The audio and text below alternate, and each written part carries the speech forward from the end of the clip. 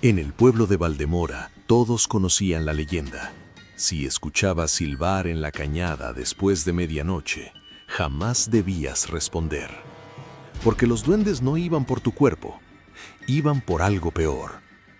Iban por tus recuerdos.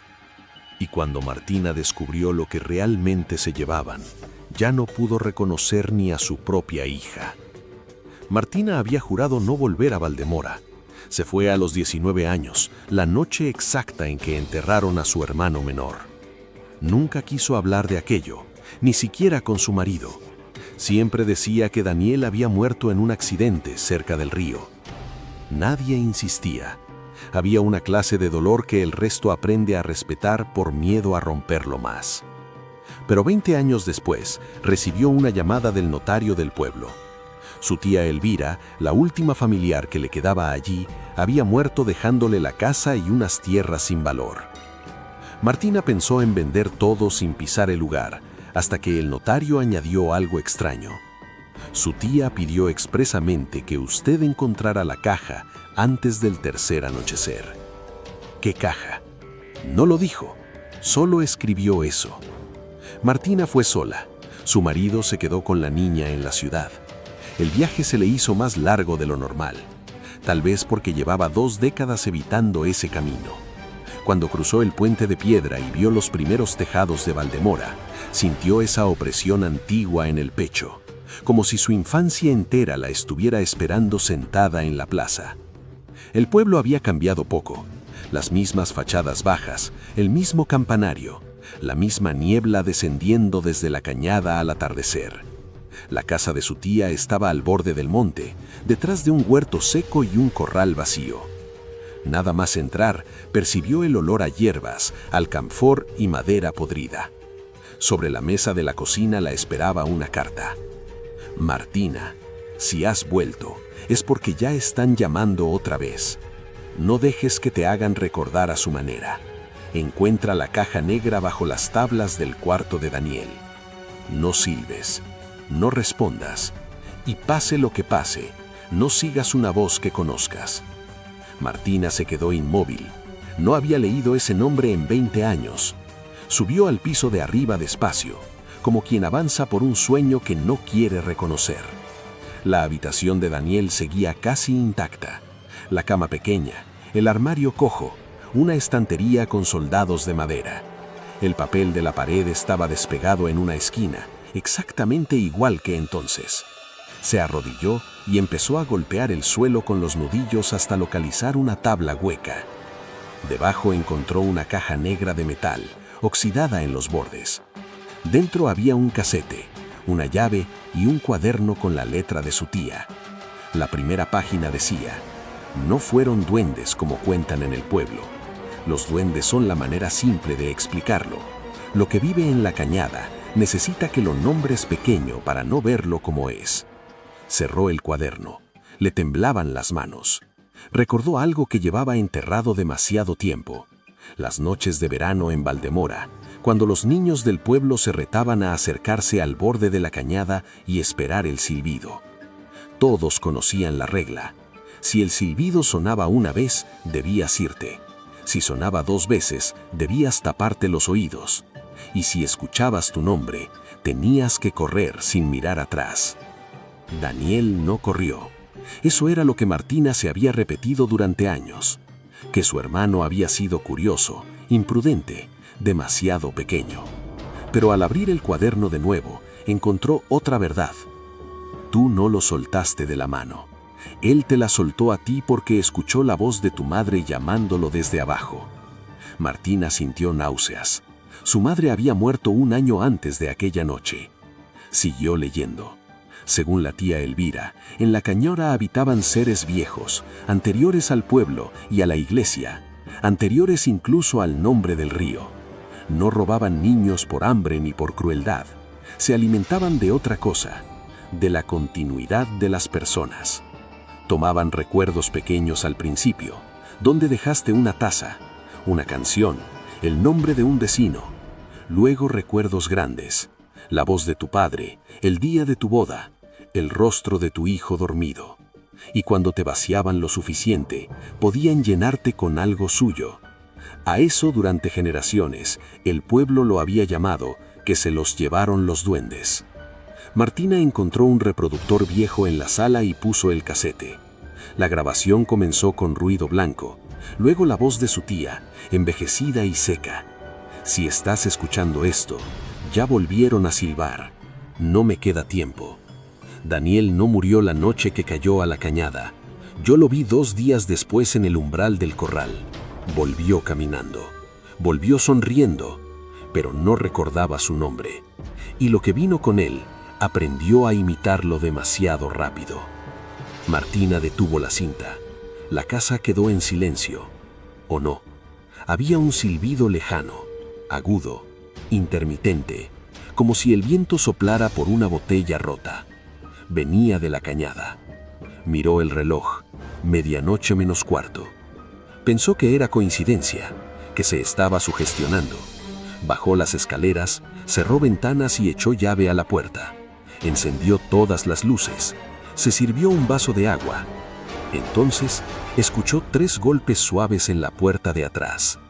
No fue el golpe lo que la heló, fue la voz. Martina, abre, soy Daniel. Se le escapó el vaso de las manos. No podía ser. Aquella voz era de un niño de 9 años. Exacta, intacta. La misma inflexión, el mismo temblor tímido en la última sílaba. Tengo frío, dijo la voz. Abre, por favor. Martina retrocedió hasta chocar con la encimera. Se tapó la boca. Las lágrimas le subieron a los ojos con violencia. Quería creer. Una parte de ella, esa parte enferma del duelo que nunca desaparece del todo, deseaba abrir la puerta. Entonces recordó la advertencia de la carta. No sigas una voz que conozcas. Los golpes cesaron. A los pocos segundos comenzaron en la ventana del comedor. Tac, tac, tac. No me dejes afuera otra vez, dijo Daniel justo al otro lado del cristal. Martina no miró. Cerró los ojos y se quedó quieta hasta que todo volvió al silencio. A la mañana siguiente bajó al pueblo. Quería hablar con alguien. Cualquier persona que confirmara que aquello era una broma cruel, una histeria heredada, una mentira vieja de gente supersticiosa. Pero los pocos vecinos que la reconocieron se pusieron extraños al verla.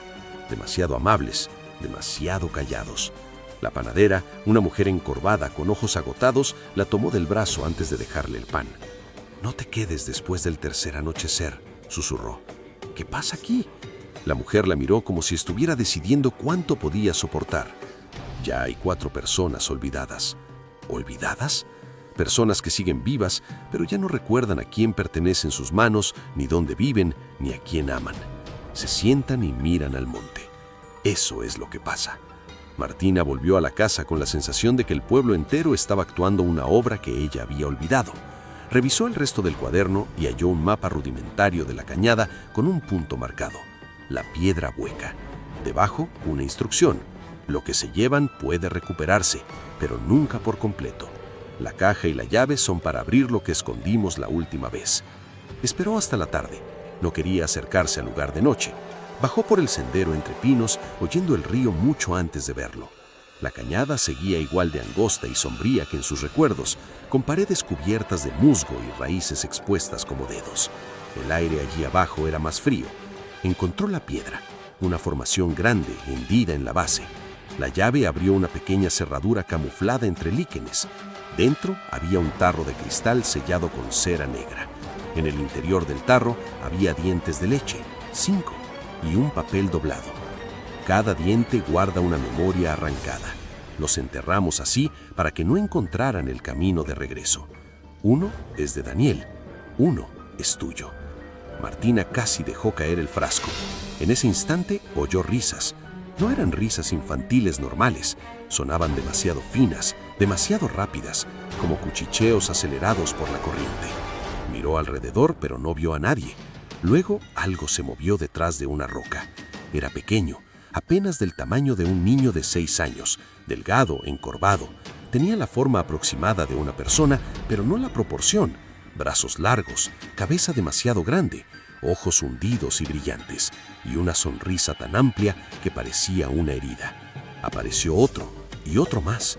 No saltaban ni correteaban como los duendes de los cuentos, se desplazaban despacio con una tensión terrible. «Martina», susurró una voz detrás de ella. Se giró. Su madre estaba al otro lado del río. No la madre enferma de sus últimos días, no la madre pálida del hospital.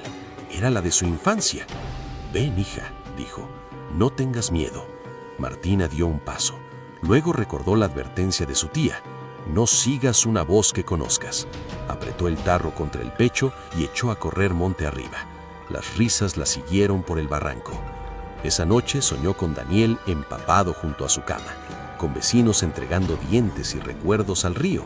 Se despertó sin recordar el nombre de su hija. Fue el primer golpe real.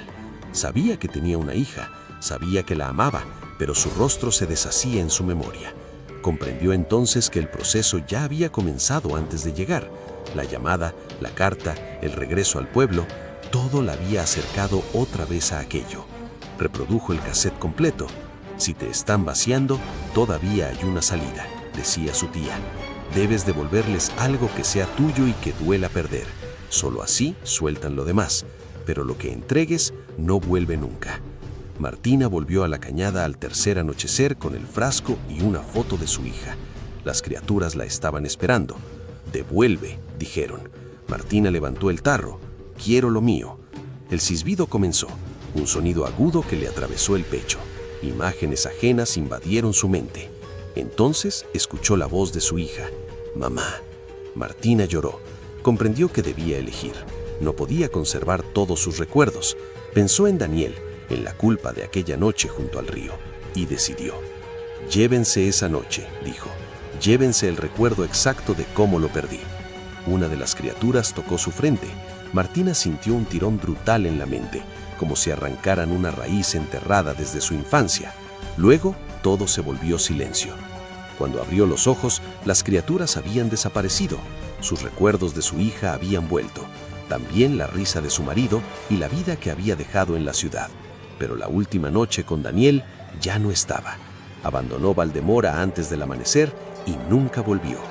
Años después, su hija le preguntó por qué evitaba hablar del tío Daniel. Martina sabía que tenía un hermano, sabía que había muerto en el pueblo, pero el recuerdo de aquella noche había desaparecido. Y a veces, cuando el silencio de la madrugada es demasiado profundo, Martina cree escuchar un silbido lejano, y durante unos segundos terribles no puede recordar el nombre de su hija. Si llegaste hasta aquí, hay algo que deberías preguntarte. ¿Qué recuerdo estarías dispuesto a perder para salvar a alguien que amas? Porque en Valdemora dicen que el silbido todavía se escucha algunas noches, y quienes lo han oído aseguran que no siempre llama por cualquiera. A veces llama por personas que tienen algo que olvidar.